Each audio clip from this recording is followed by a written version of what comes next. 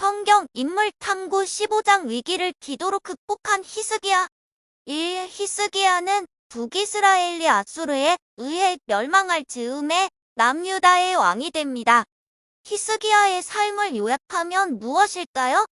히스기야의 삶을 한마디로 줄이면 다윗의 모든 행실과 같이 여호와 보시기에 정직한 삶입니다. 이 히스기야 왕이 단행한 강력한 조치들과 개혁들은 무엇인가요? 1. 역대하 29장 3절에서 5절 성전 청결과 예배 회복. 히스기야는 아버지 아하스 왕과 함께 수년 동안 섭정을 하다가 아하스 왕이 죽자 단독으로 통치를 시작합니다. 그가 단독으로 통치한 그 해 첫째 달에 성전문을 열고 성전을 수리하였습니다. 아버지 아하스 왕 때의 다메섹 신들의 우상을 성전 마당에 세워 성전을 더럽혔고 성전 문을 닫아버렸기 때문입니다. 제사장들과 레위인들에게 성전에 있는 우상들을 치우도록 하고 그들도 스스로 성결하게 하여 성전 예배를 회복시켰습니다. 이 역대하 30장 1절 6월절 회복. 히스기야 왕은 성전 회복과 동시에 그동안 중단되었던 6월절을 거행했습니다. 이때는 북이스라엘이 아수르에 의해 멸망한 이유였습니다. 그래서 북이스라엘의 에브라함과 므낫세 지파들의 지역뿐만 아니라 갈릴리의 스불론 지역의 백성들도 6월절 예배에 초청하여 성대하게 6월절을 치루었습니다. 3. 역대하 31장 1절 유다 전역의 우상 제거. 6월절 예배의 은혜를 받은 백성들이 강유다 성읍들의 우상들을 제거하였습니다. 4. 역대하 31장 3절에서 8절 헌금과 11조의 회복. 성전 예배가 회복되었지만 여전히 제사장들과 레위인들은 먹고 살 길이 막막했습니다. 이들은 성전에 드려진 헌금과 11조로 생활을 했기 때문입니다. 그래서 히스기야는 자신의 재산 중에 얼마를 헌금하고 백성들에게도 헌금을 하도록 했습니다. 왕의 명령이 내려지자 많은 백성들이 헌금과 11조를 드렸고 차고 넘쳐서 성전에 여러 개의 방을 만들어 보관해야 할 정도가 되었습니다.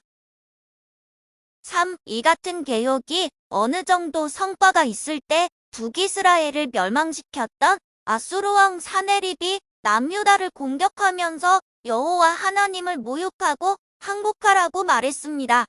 이때 히스기야 왕이 신복을 이사야 선지자에게 보내 어떻게 해야 하는지 물었습니다. 이사야 선지자는 하나님의 말씀을 전해주는데 무슨 내용인가요? 그 말을 듣고 히스기야 왕은 어떻게 하나요? 하나님께서는 이사야 선지자를 통해 히스기야 왕에게 두려워하지 말라면서 아수르 군대가 본국으로 돌아가게 될 것이고 왕이 칼에 암살당할 것이라고 약속하셨습니다. 이 약속을 들은 히스기야 왕은 성전으로 가서 하나님께 간절히 구원해 달라고 기도했습니다.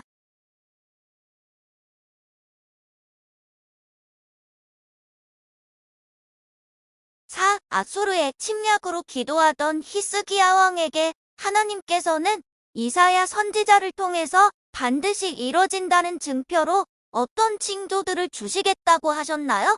금년과 내년에는 스스로 난 것을 먹고 3년째에 경작하여 포도원을 심고 열매를 먹을 것이라는 징조를 주시겠다고 하십니다.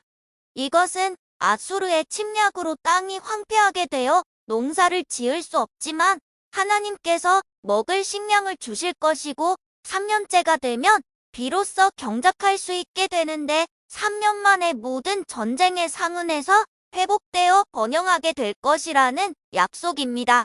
심지어 이스라엘을 쳐들어온 아수르 군대는 말로는 하나님과 이스라엘 백성들을 모욕하고 비방하지만 실제로는 활을 쏘지도 못하고 방패를 들어보거나 토성을 쌓지도 못하고 돌아가게 될 것입니다. 그런데 이런 이스라엘의 회복과 번영은 하나님의 열심으로 가능한 것입니다. 국가의 군사력이나 왕의 탁월한 통치 능력이나 전략, 지도자들의 수고나 심지어는 과학의 힘이 아니라 순전히 하나님께서 다윗의 나라인 이스라엘을 사랑하셔서 주시는 선물입니다. 하지만 이런 증표들은 당장이 아니라 몇 년의 시간 동안 이뤄질 일입니다. 왜 이런 증표를 주셨냐면 당장 아수르가 철수하다고 할지라도 언제 다시 침략할지 모르는 상황이었기 때문입니다. 하나님께서는 아수르가 다시 쳐들어올 일이 없기에 안심하고 살라고 이런 증표를 주신 것입니다. 하나님의 깊은 배려를 볼 수 있습니다. 히스기야 왕이 기도하던 그날 밤에 아수르 군대는 어떻게 되었나요? 여호와의 사자가 아수르 진영에서 군사 18만 5천 명을 죽였고 이에 아수르 왕 사네립은 철수할 수밖에 없었고 신전에서 우상 숭배하다가 아들들에게 암살당해 죽었습니다. 6. 히스기야 왕이 죽을 병에 걸렸을 때 간절히 기도하여 하나님께서는 3일 만에 나아 성전에 예배하러 갈 수 있게 되고 생명이 15년 연장될 것이라고 약속하셨습니다. 이에 히스기야 왕은 생명의 연장을 확신할 수 있는 징표를 보여달라고 이사야 선지자에게 말합니다. 하나님께서는 어떤 징표를 주시나요? 하나님께서는 이사야 선지자를 통해 해 그림자가 10도를 나아갈 것인지 아니면 10도를 뒤로 물러날 중 하나를 선택하라고 하십니다. 히스기야 왕은 10도 뒤로 물러가게 해달라고 했고 그렇게 되었습니다. 7. 히스기야 왕이 아수르 군대를 물리치고 죽을 병에서 나았다는 소식을 듣고 아수르와 전쟁하고 있던 바벨론에서 사절단이 왔습니다. 이때 히스기야 왕이 어떤 죄를 저지르는가요? 히스기야 왕은 바벨론 사절단에게 자신의 보물 창고를 전부 보여주며 자신의 부를 자랑했습니다.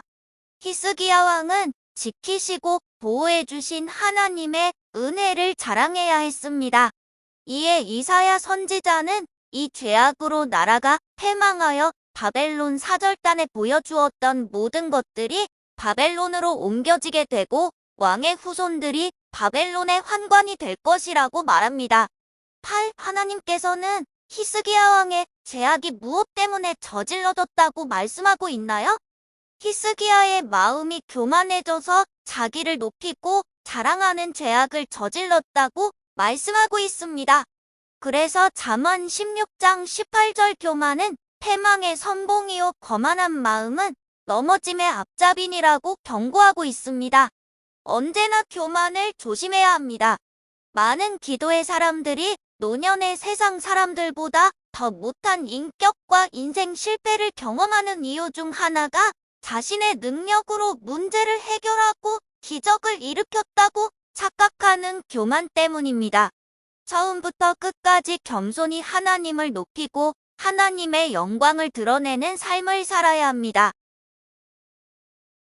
9. 이런 죄악을 저질렀지만 히스기야 왕은 다윗의 믿음의 길을 따른 자로 불립니다. 그것은 그가 하나님께서 약속을 지키시어 하나님의 영광을 드러내시고 하나님의 하나님 되심을 드러내시도록 기도했기 때문입니다. 약속이 주어질 때 우리는 어떻게 해야 하나요? 하나님의 약속이 있더라도 우리는 하나님의 영광을 위해 그 약속을 성취해달라고 간구해야 합니다. 그래서 항상 기도하라는 명령을 주신 것입니다. 10. 히스기야 하면 생각나는 3가지 키워드를 말해보세요.